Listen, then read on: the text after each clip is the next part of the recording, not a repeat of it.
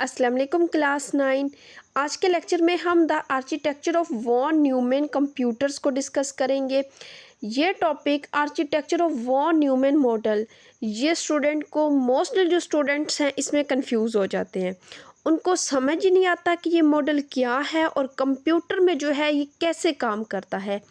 आज के लेक्चर में हम बहुत ही इजी मेथड के थ्रू इसे समझेंगे कि ये architecture of von Neumann computer model है क्या। तो स्टार्ट करते हैं। The von Neumann architecture is a computer paradigm that described a system in which the hardware of the computer has four primary components: the memory, the central processing unit, input mechanism and output mechanism। इस model में हम simple discuss करेंगे कि computer के जो four primary components हैं, memory, central processing unit, input mechanism और output mechanism, इनके साथ कंप्यूटर कैसे काम करता है। यानी जो हमारे पास मेमोरी होती है, इसमें जो है जो भी हम इनपुट देते हैं वो किसके थ्रू देते हैं, वो इनपुट डिवाइस के थ्रू देते हैं, यानी अपने कीबोर्ड और माउस के थ्रू देते हैं। उसके बाद कंप्यूटर का जो सीपीयू है, सेंट्रल प्रोसेसिंग यूनिट, उसमें जो है हमारी इनपुट प्रोसेस होती है और वो क्या होती है, हमारी मॉनिटर पे, हमारी आउटपुट डिवाइस पे हमारी इंफॉर्मेशन या आउटपुट शो होती है। और ये तमाम इनपुट हो, आउटपुट हो, ये तमाम जो है वो मेमोरी में स्टोर होती है। This model is called the John von Neumann model. The Neumann model named in honor of the mathematician and physicist who contributed to its development during the 1940s। इसको 1940s में जो थे हमारे John von Neumann, उन्होंने इस model को जो है वो डिज़ाइन किया है, डेवलप किया है, इसलिए इसे हम the architecture of von Neumann model कहते हैं। तो कंपोनेंट डिस्कस करते हैं इसके। Now we will look at the brief overview of the key parts that constitute the architecture of the von Neumann computer. सबसे पहला कंपोनेंट है हमारे पास memory. contains both input data and the instruction program required for CPU processing. For instance, consider the RAM of your computer. When a program starts, it's loaded into RAM to enable faster execution compared to when it's run from the hard disk।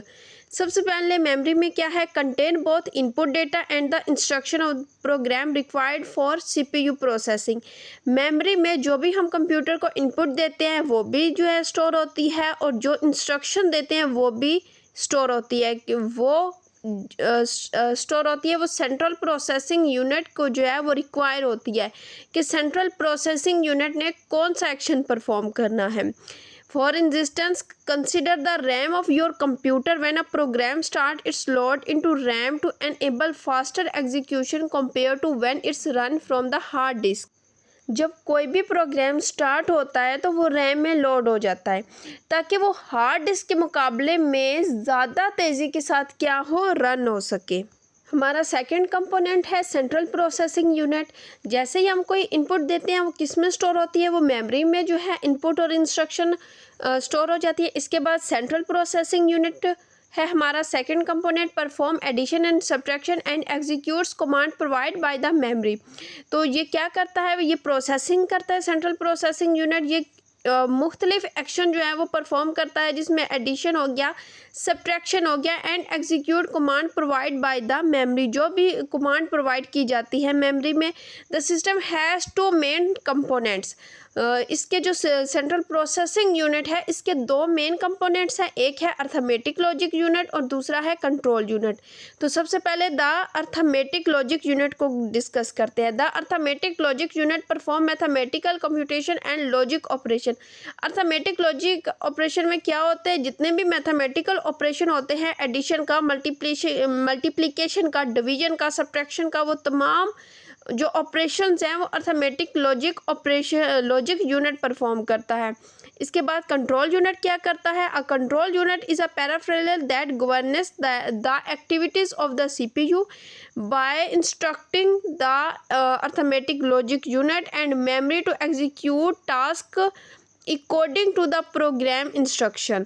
It ensures the proper and timely execution of duties by all the other components। अब control unit क्या करता है, CPU के तमाम काम को control करता है। और अर्थमेटिक लॉजिक यूनिट और मेमोरी को जो इंस्ट्रक्शन दी जाती है इसके मुताबिक जो है ये कोई भी जो भी एक्शन परफॉर्म करना होता है वो एक्शन परफॉर्म करता है। When doing the calculation 2 plus 2 on the calculator application, the arithmetic logic unit handle the numerical value, while the control unit supervise the whole procedure। अब इस तमाम प्रोसीजर को जो 2 plus 2 अर्थमेटिक लॉजिक जो unit है इसमें हम क्या करते हैं, हम मैथमेटिकल एक्शन परफॉर्म करते हैं, ऑपरेशंस करते हैं। 2 plus 2 किसका क्वेश्चन है, मैथमेटिक्स का है। तो ये क्या करता है, तमाम प्रोसीजर का जो सुपरवाइज होता है वो कंट्रोल यूनिट होता है। कंप्यूटर का तीसरा कंपोनेंट है हमारे पास input devices, enable user to input data and instruction into the computer system. ये क्या करती हैं, enable user to input data and instruction into the computer system. ये हमें जो हमारा डेटा और इंस्ट्रक्शन होती है उसे हम कंप्यूटर में इन करने के लिए इस्तेमाल करते हैं। ये कौन सी डिवाइसेस हैं, कीबोर्ड, माउस, माइक्रोफोन। इनके थ्रू हम क्या करते हैं, अपना जो भी डेटा होता है वो कंप्यूटर में जो है वो इंटर करते हैं। Entering text on the keyboard transmit data to the CPU for subsequent processing, ताकि वो डेटा जो है वो सीपीयू तक जा सके और उस पर क्या हो, प्रोसेसिंग हो सके। 4 कंपोनेंट है output devices, present or communicate the outcome of the task executed by the computer. Consider for instance a monitor and printer. Upon completion of data processing, the CPU transmit the outcome to the monitor for visual display. अब output devices कौन सी होती हैं, जो हमें output provide करती हैं। और output हमारी कौन प्रोवाइड करता है, हमारा जो मॉनिटर है वो हमें हमारी आउटपुट प्रोवाइड करता है। यानी हम जो भी डेटा माउस और कीबोर्ड के थ्रू एंटर करते हैं वो सेंट्रल प्रोसेसिंग यूनिट जो है उसे में प्रोसेसिंग करता है, और जो हमारी आउटपुट होती है, इंफॉर्मेशन होती है, वो हमारी स्क्रीन पे शो की जाती है, हमारे मॉनिटर पे शो की जाती है। वो क्या होती है, हमारी आउटपुट डिवाइस कहलाती है। हमारा जो मॉनिटर है वो हमारी आउटपुट डिवाइस कहलाती है। यहाँ पे एक डायग्राम दी हुई है। सबसे पहले इसमें जो है वो इनपुट डिवाइसेस है। इनपुट डिवाइसेस कौन सी हैं, माउस, कीबोर्ड हो गया, जिनके थ्रू हम डेटा इंटर करते हैं। इसके बाद सेंट्रल प्रोसेसिंग यूनिट है, इसके 2 पार्ट हैं, कंट्रोल यूनिट और अर्थमेटिक लॉजिक यूनिट। इसको हम डिटेल से डिस्कस कर चुके हैं। इसमें क्या होता है, हमारी डेटा जो भी डेटा है वो प्रोसेस होता है। इसके बाद हमें डेटा प्रोसेस होने के बाद जब वो आउटपुट में चेंज हो जाता है तो वो हमें क्या करते हैं, आउटपुट डिवाइस में चला जाता है। आउटपुट डिवाइस में हमें जो भी डेटा है वो शो करती है, हमारी इन्फॉर्मेशन जो है वो हमें शो करती है। इसके बाद है मेमोरी यूनिट। मेमोरी यूनिट में हमारी इनपुट डेटा, हमारी इंस्ट्रक्शन हो गई, हमारी आउटपुट हो गई, वो तमाम चीज़ें जो हैं वो मेमोरी में स्टोर होती हैं। इसके बाद है अ सिस्टम बस। ये इम्पोर्टेंट है, ये आपसे पेपर में पूछा जा सकता है। अ सिस्टम बस is a communication mechanism that facilitate the movement of data between component inside a computational system. तो सिस्टम बस क्या है, एक कम्युनिकेशन सिस्टम होता है। सिस्टम बस जो है ये एक कम्युनिकेशन सिस्टम होता है जो कंप्यूटर के अंदर कंपोनेंट्स के दरमियान डेटा ट्रांसफ़र करती है।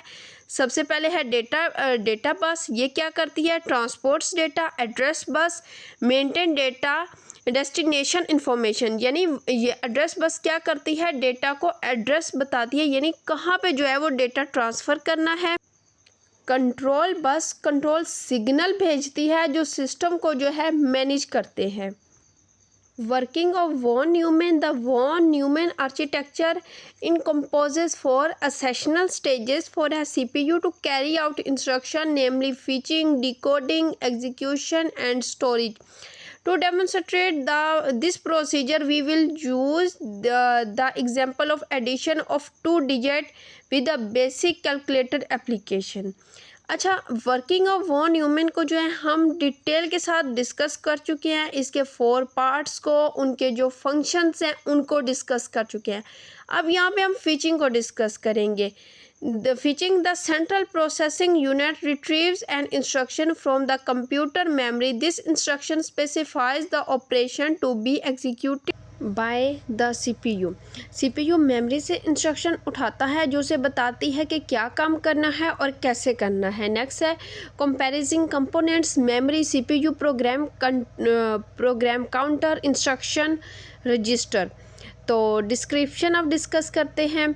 The program counter store the memory address of the subsequent instruction. Once the address is stored in memory, the instruction located at the location is retrieved and placed into the instruction register.